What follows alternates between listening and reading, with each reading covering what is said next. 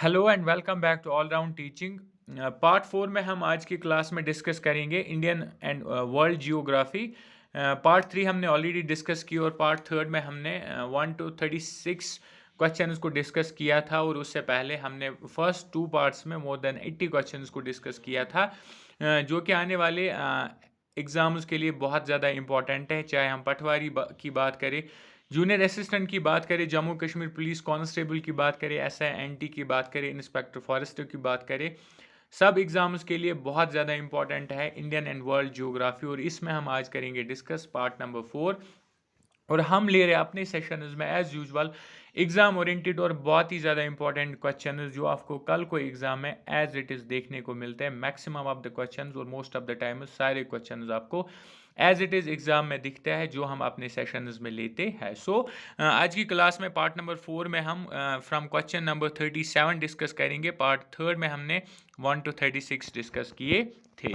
So let's start. आज का जो पहला क्वेश्चन है हमारे पास वो है, forest policy of government aims to bring what percentage of total area under forest. जो गवर्नमेंट पॉलिसी बनाता है या बनाई है, फॉरेस्ट पॉलिसी जिसको हम बोलते हैं, उस पॉलिसी के अंदर जो है एम होता है, मकसद ये होता है कि कितनी परसेंटेज कम से कम अंडर फॉरेस्ट होनी चाहिए। राइट आंसर की बात करें, right answer is option number A, that is 33%। Government का जो एम होता है फॉरेस्ट पॉलिसी को लेके वो ये होता है कि जितना भी टोटल एरिया बनता है एक स्टेट का, एक कंट्री का, उसका एटलीस्ट 30% जो है अंडर फॉरेस्ट होना चाहिए। So accordingly option number 1 is the right answer of question number 37। Moving to question number 38।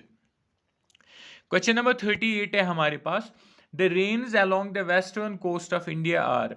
इस तरह के थोड़ा सिमिलर क्वेश्चंस हमने पीछे भी डिस्कस किए हुए हैं कि जो वेस्टर्न कोस्ट इंडिया का है उस साइड किस तरह की बारिश पड़ती है। ये जो वेस्टर्न कोस्ट है हमारे पास, इंडिया कॉन्टिनेंट की बात करें, वेस्टर्न साइड जो कोस्ट इंडिया का कोस्टल एरिया जो वेस्टर्न साइड में पाया जाता है, वेस्टर्न कोस्ट जिसको हम बोलते हैं, ये वाला हिस्सा, इस हिस्से में जो है वो बारिश होती है, that's called option number C right answer बनेगा orographic rain.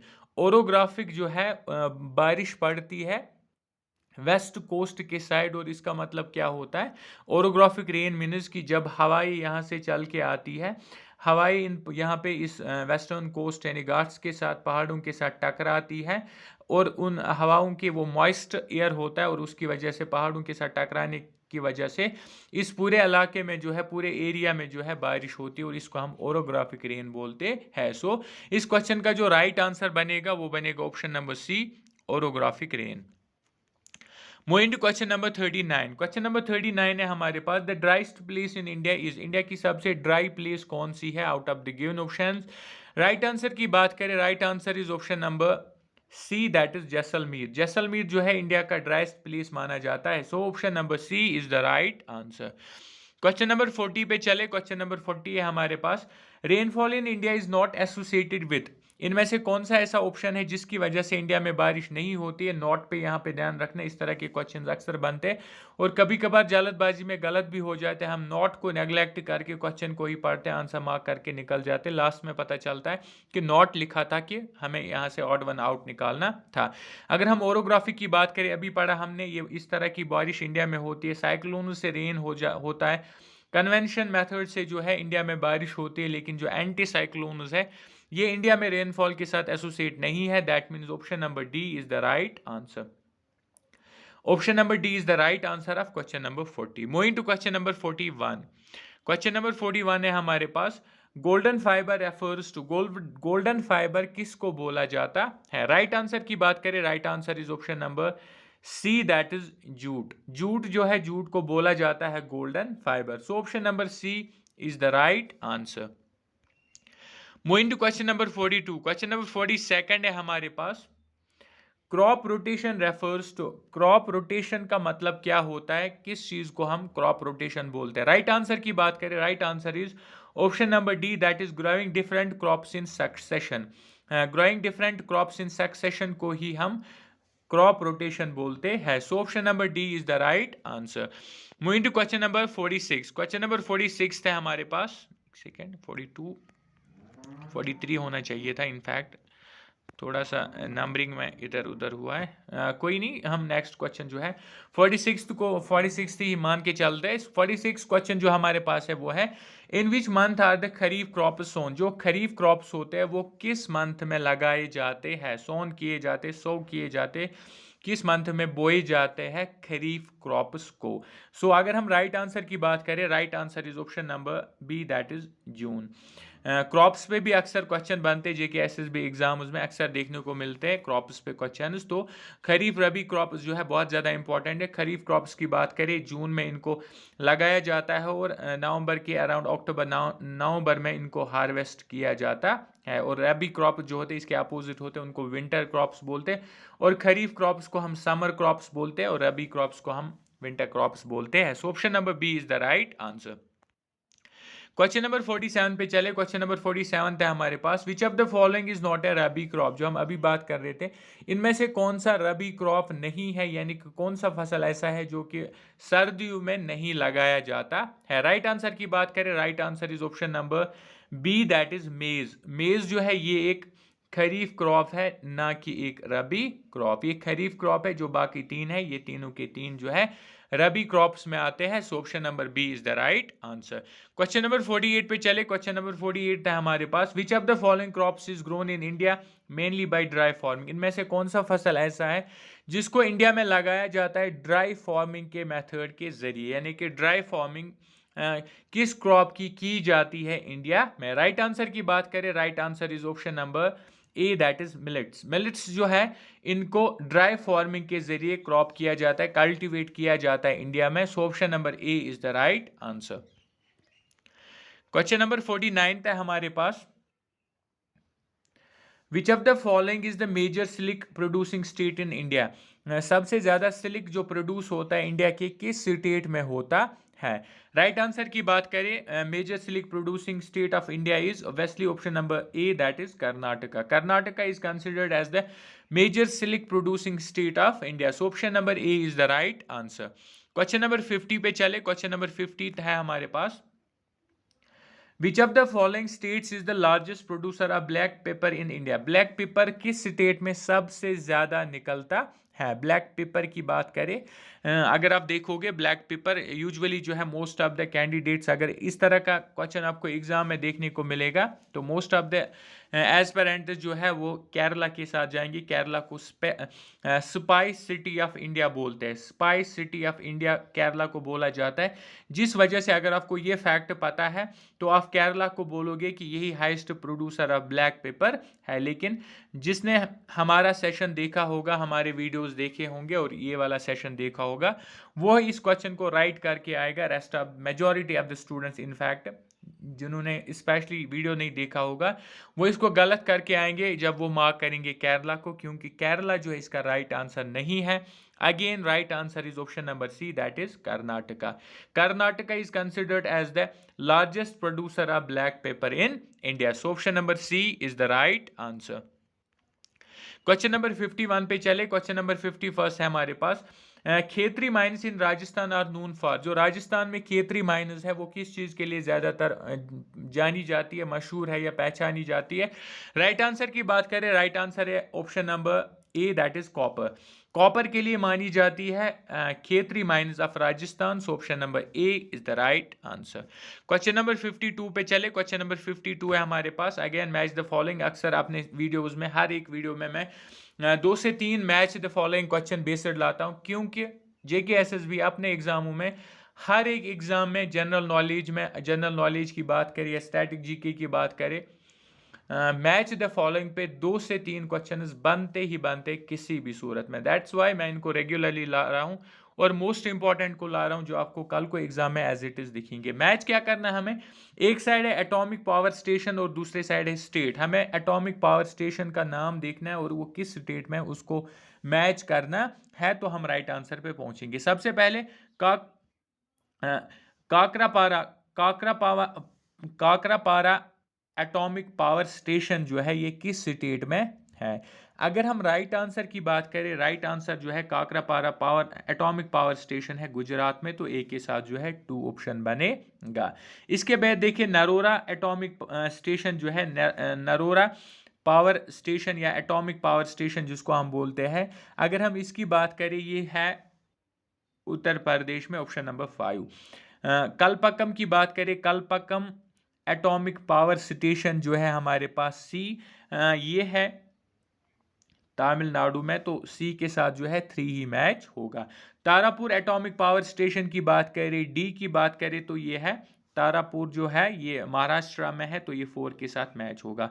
Kota atomic power station की बात करें तो ये है हमें राजस्थान में, दैट्स ई जो है 1 के साथ मैच होगा। और इस तरह से हमारा जो मैच द फॉलोइंग है वो सॉल्व होगा। ऑप्शन इस पे जाए और इस तरह के ऑप्शन को हम ढूंढे तो क्लियरली पता चल जाएगा। इसमें से जो है जैसे कि हमने मिलाया, ऑप्शन नंबर सी सही बैठ रहा है, that means option number C is the right answer. Moving to question number 53। Question number 53 है हमारे पास, oil was discovered in 1890 in, जो ऑयल है उसको 1890 में डिस्कवर किया गया था। किस जगह पे इसको डिस्कवर किया गया था इंडिया में ऑयल को 1890? राइट आंसर की बात करें, राइट आंसर जो इसका बनेगा that is option number B, Digboi. Digboi जो है यहाँ पे, दिग्बोय जो है आसाम में है, दैट्स वाई ये इसके साथ स्टेट का भी पता होना चाहिए। दिग्बोय जो है आसाम में एक जगह है जहाँ पे सबसे पहले इंडिया में ऑयल डिस्कवर हुआ था 1890 में। So option number B is the right answer. Moving to question number 54। Question number 54 है हमारे पास, which of the following states of India is the largest producer of lignite coal? India में किस state में सबसे ज्यादा लिग्नाइट कोल जो है मिलता है या निकलता है?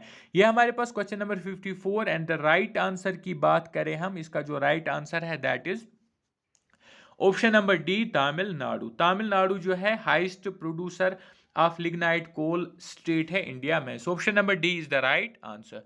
क्वेश्चन नंबर 55 पे चले। क्वेश्चन नंबर 55 है हमारे पास, which of the following oil fields of India is the oldest and still producing oil? इनमें से कौन सा सबसे पुराना ऑयल फील्ड है इंडिया में और जहां से अभी भी ऑयल जो है प्रोड्यूस होता है? अगर लिखा होता है इंडिया का सबसे पुराना ऑयल फील्ड कौन है, तो राइट आंसर बनता है इसका option number B, that is Digboi Assam, जो हमने अभी पढ़ा। लेकिन यहाँ पे साथ में क्वेश्चन में क्या पूछा जा रहा है, स्टिल प्रोड्यूसिंग ऑयल, जहां से अभी भी आज के डेट पे भी ऑयल जो है प्रोड्यूस होता है, वो कौन सी जगह है? उस हिसाब से अगर हम राइट आंसर देखें, राइट आंसर बनेगा option number A, that is Bombay high. Bombay high is the right answer. अगर इतना ही क्वेश्चन होगा तो ये आंसर बनेगा, अगर पूरा क्वेश्चन दिखेगा तो Bombay high option number A जो है राइट आंसर बनेगा। Moving to question number 56। Question number 56 है हमारे पास, Mahatma Gandhi hydro electric project is on which river? जो महात्मा गांधी के नाम पे एक हाइड्रो इलेक्ट्रिक पावर प्रोजेक्ट है वो किस दरिया पे है? राइट आंसर की बात करें, right answer is option number B, that is Sharavati. Sharavati river जो है इस पे, शेरावती रिवर जो है इस पे जो एक हाइड्रो पावर प्रोजेक्ट है वो महात्मा गांधी के नाम पे, जिसको बोलते हैं Mahatma Gandhi hydro electric project, और ये शेरावती रिवर पे है। So option number B is the right answer. Question number 57 पे चले। क्वेश्चन नंबर 57 है हमारे पास, the reservoir Gobind Sagar is on which river in Punjab? जो सबसे पहले सवाल एक आपको क्वेश्चन में से ही निकलता है, एक रिजर्वर है जिसका नाम है रिजर्वर गोबिंद सागर, ये जो है पंजाब में है, किस रिवर पे है ये हमें बोलना है, किस रिवर पे है ये हमें बोलना है। रिजर्वर गोबिंद सागर पंजाब में है और ये है सतलुज रिवर पे, that is option number A is the right answer. Reserve Gobind Sagar is on Sutlej river in Punjab. So option number A is the right answer. Question number 58 पे चले। क्वेश्चन नंबर 58 है हमारे पास, राणा प्रताप सागर प्लांट जो कि राजस्थान में मौजूद है इज एसोसिएटेड विद, जो राणा प्रताप सागर प्लांट है राजस्थान में है, ये किस चीज के साथ एसोसिएट है, यानी कि यहाँ पे क्या प्रोड्यूस किया जाता है? राइट आंसर की बात करें, right answer is option number C, that is hydro electricity. ये भी एक बिजली पैदा करने वाला, पानी से बिजली पैदा करने वाला एक प्लांट है, राणा प्रताप सागर प्लांट इसका नाम है और ये राजस्थान में है। So option number C is the right answer. Question number 59 पे चले। क्वेश्चन नंबर 59 है हमारे पास, in which of the following products has the Bangladesh emerged as the main competitor of India in the world market? एक और important question है, सारे question जो है इंपॉर्टेंट है। अगर हम बात करें कौन से चीज में जो है बांग्लादेश वर्ल्ड मार्केट में इंडिया का एक कॉम्पिटिटर बन गया है, यानी कि पूरे वर्ल्ड मार्केट जो है उसमें कौन सी चीज़ बांग्लादेश से आती है और इंडिया से आती है, और बांग्लादेश जो है इंडिया के प्रोडक्ट्स को काफ़ी ज़्यादा टक्कर दे रहा है, कॉम्पिटिटर बना है इस पर्टिकुलर प्रोडक्ट को लेके। राइट आंसर की बात करें, right answer is option number C, that is jute. Jute जो है बांग्लादेश से भी जाता है, एक्सपोर्ट होता है वर्ल्ड मार्केट में, इंडिया से भी जाता है, और बांग्लादेश का जो जूट है वो एक मेन कॉम्पिटिटर बन गया है इंडिया का वर्ल्ड मार्केट में। और इसके अलावा जूट की हम बात करें, जूट को गोल्डन फाइबर भी बोला जाता है, ये क्वेश्चन भी हमने ऑलरेडी डिस्कस किया हुआ है। So option number C is the right answer.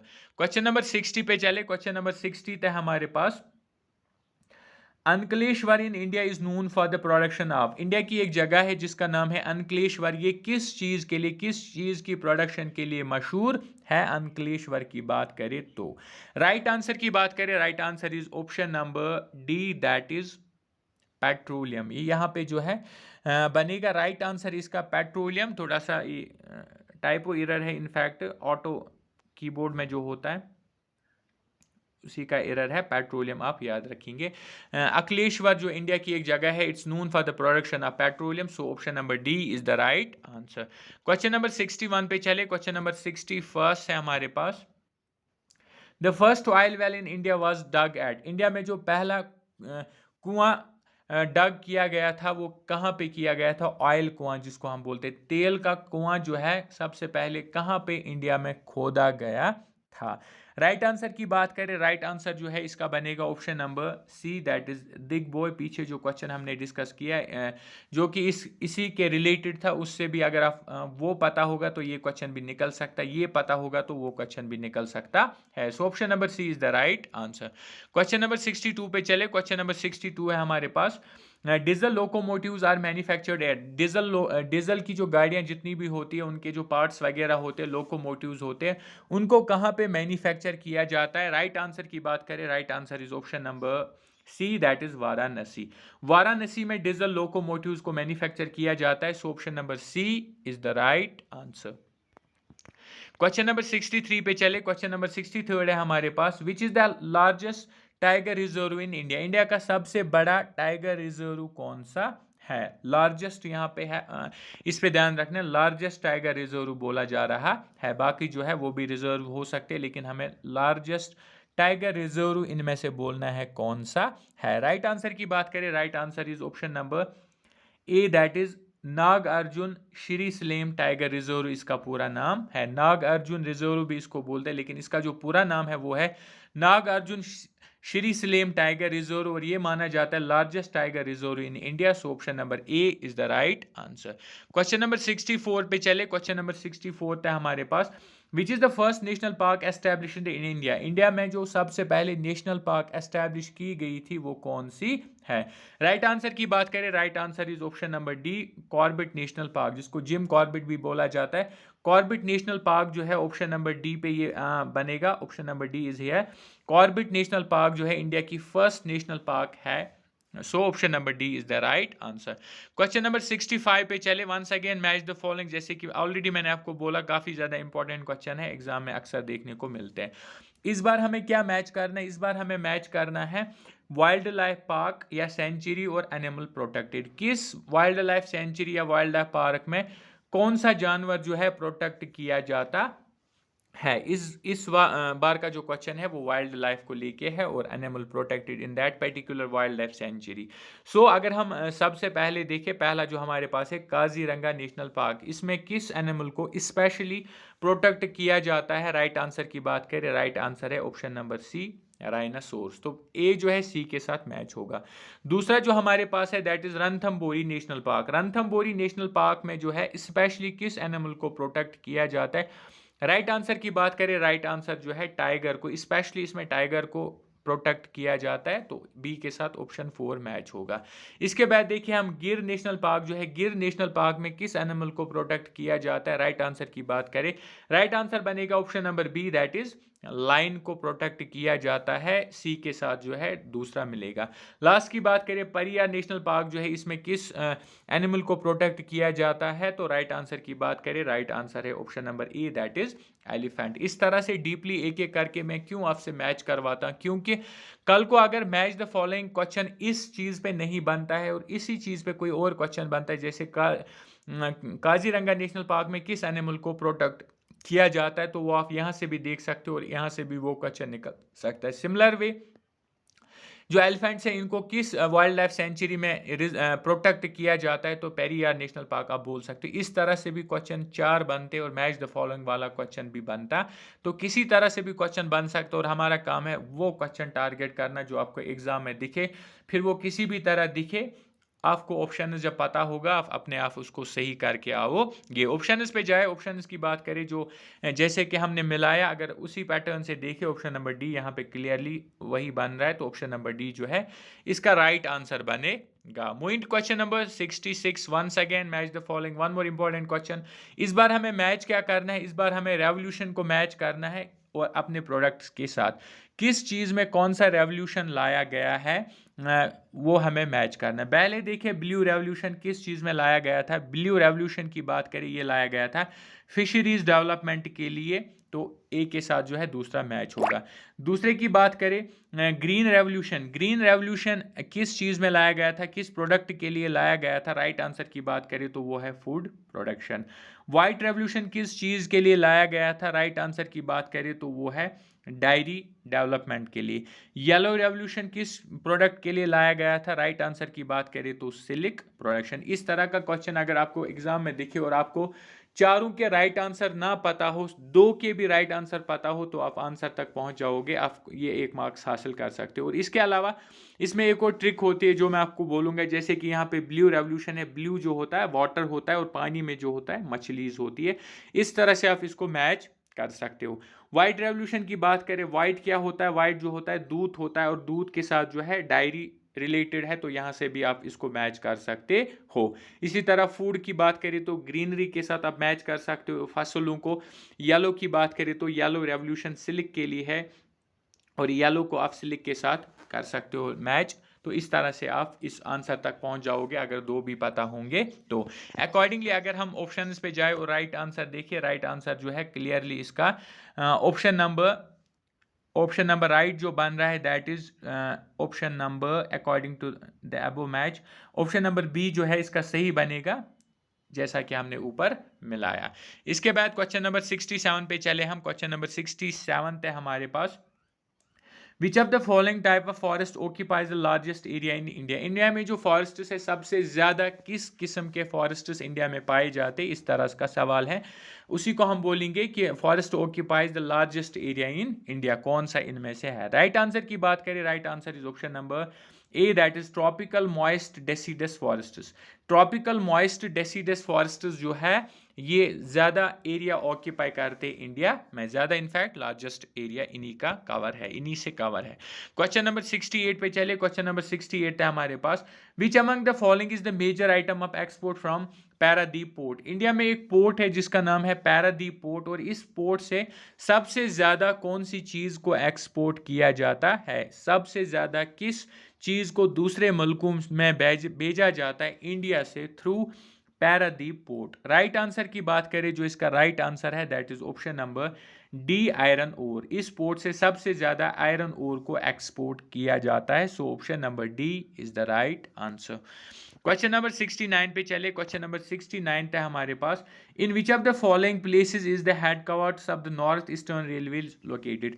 जो नॉर्थ ईस्टर्न रेलवेज है उनका जो हेड क्वार्टर है वो कहाँ पे, याद रखना नॉर्थ ईस्टर्न की बात हो रही है रेलवे हेड क्वार्टर की, तो वो कहाँ पे है। अगर हम राइट आंसर की बात करें, राइट आंसर है इसका option number B, that is Gorakhpur. Gorakhpur में जो है हेड क्वार्टर है रेलवेज का, लेकिन नॉर्थ ईस्टर्न रेलवेज का, so option number B is the right answer. Question number 70 पे चले। क्वेश्चन नंबर 70 है हमारे पास, ये रहा question number 70, which one of the following is located in the Bastar region. Bastar region में इनमें से कौन सी जो पार्क है, नेशनल पार्क, वो बस्तर रीजन में लोकेटेड है। राइट आंसर की बात करें, राइट आंसर जो इसका है वो है option number D Indravati national park. Indravati national park जो है यहाँ पे है बस्तर, इंद्रावती नेशनल पार्क जो है ये बस्तर रीजन में लोकेटेड है। So option number D is the right answer. Question number 71 पे चले। क्वेश्चन नंबर 71 है हमारे पास, one more match the following, और ये रेलवेज पे, इससे आपको सारे क्वेश्चन क्लियर हो जाएंगे। अगर और भी कोई सिंगल इंडिविजुअल क्वेश्चन आता है इनमें से तो वो भी आपको निकलेगा। मैच द फॉलोइंग आता है तो वो भी डेफिनेटली निकलेगा, इंपॉर्टेंट क्वेश्चन है। अच्छा, हमें क्या करना है इस क्वेश्चन में, रेलवे जोन को हेड क्वार्टर के साथ आगे मैच किया गया है। हमें बोलना है इनमें से राइट पियर कौन सा नहीं है। दैट मीन्स 3 जो पियर है वो सही है, एक जो है वो गलत है, हमें उसको बाहर निकालना है। एक की बात करें हम, नॉर्थ ईस्टर्न रेलवे जो है अभी हमने पढ़ा गोरखपुर में है, तो ये जो है राइट आंसर बनेगा। अगर हम बात करें साउथ ईस्टर्न रेलवे की, तो बोला जा रहा है ये भुवनेश्वर में है, नहीं ये गलत है, भुवनेश्वर में ये नहीं है। ईस्टर्न रेलवे की बात करें, इसका हेड क्वार्टर जो है वो कोलकाता में है, सही है। हम बात करें साउथ ईस्ट सेंट्रल रेलवेज की, इसका जो हेड क्वार्टर है वो बिलासपुर में है, तो ये भी राइट है। अकॉर्डिंगली जो हमारा आंसर बनेगा वो बनेगा option number B, that is south eastern railway, जो कि भुवनेश्वर में नहीं है। बाकी 3 जो है राइटली मेचर्ड है। अगर आपको इन पे भी क्वेश्चन बनेगा तो आप यहां से उनको भी आंसर कर सकते हो। So option number B is the right answer. Moving to question number 72। Question number 72 है हमारे पास, red data book provides data on, एक बुक मेंटेन की जाती है थ्रू आउट द वर्ल्ड, उसको हम बोलते हैं red data book. Red data book जो है ये हमें डेटा किस चीज पे देती है, इसमें किस चीज की डेटाज होती है। राइट आंसर की बात करें, right answer is option number D, that is endangered plants and animals. जो एंडेजर्ड प्लांट्स एंड एनिमल्स है इनकी जो पूरी डिटेल है, पूरी डेटा है, वो रेड डेटा बुक कंटेन करती है। So option number D is the right answer.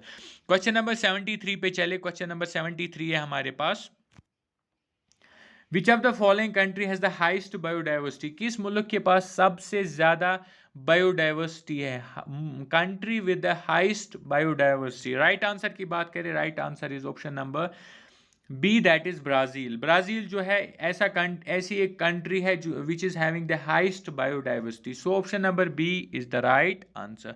Question number 74 पे चले, and the last question of this session. Question number 74 है हमारे पास, how many biosphere reserves are there in India, India में total कितने biosphere reserves है। Right answer की बात करें, right answer is option number A, that is 18।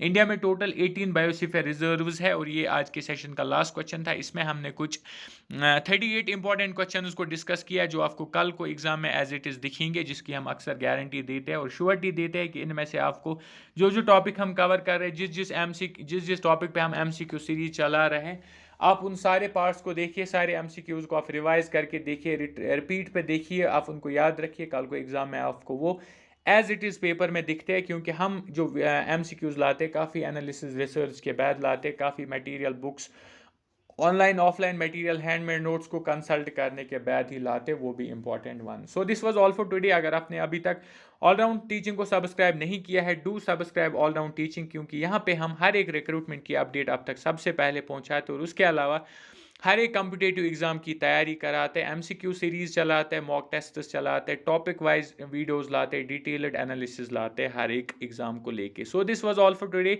Thank you, do subscribe, like and share.